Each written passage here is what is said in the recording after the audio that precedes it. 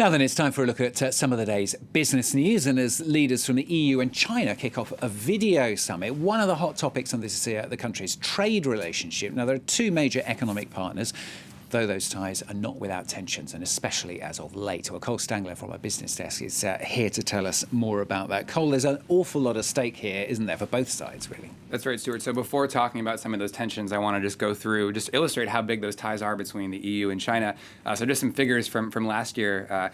EU was China's biggest trading partner, while China was the EU's second largest trading partner just after the United States. As you can see here, trading goods between the two worth more than 1.5 billion euros a day. That's last year.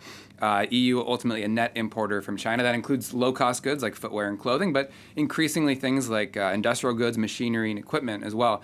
Now, there's been growing talk in Europe for some time about potentially adverse effects of this exchange, not just on a business level, on an economic level, but also on a geopolitical level.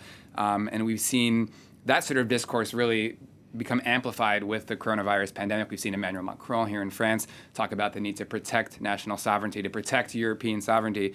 And that's sort of the context for this meeting today, where we have this kind of this tension that's sort of weighing on the summit.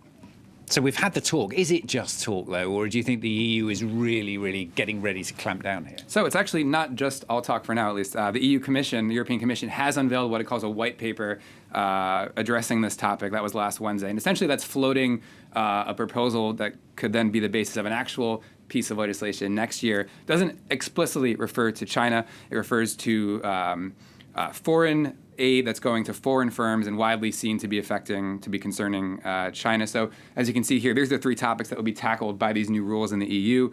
So in a general level, tackling unfair competition in the single market, also looking at acquisitions of EU companies, and also public bidding procedures. Margaret Vestager, the EU competition minister, really talking about how, when this was unveiled, the need to protect European companies and make it ensure a level playing field is the phrase that we've heard. Now, it's a politically complicated issue, not just, of course, with China, but also potentially within the European Union itself. There are some countries within Europe that have closer ties to China. We've seen Greece and Italy in southern Europe both sign up for the Belt and Road Initiative in China. And so it's a thorny issue, not just, again, with China, but within the EU itself. And this is something that's going to be evolving over the next few months and into the next year. Okay, always divisions, aren't there? Cole, thanks very much. Cole Stangler from our business desk here on France 24.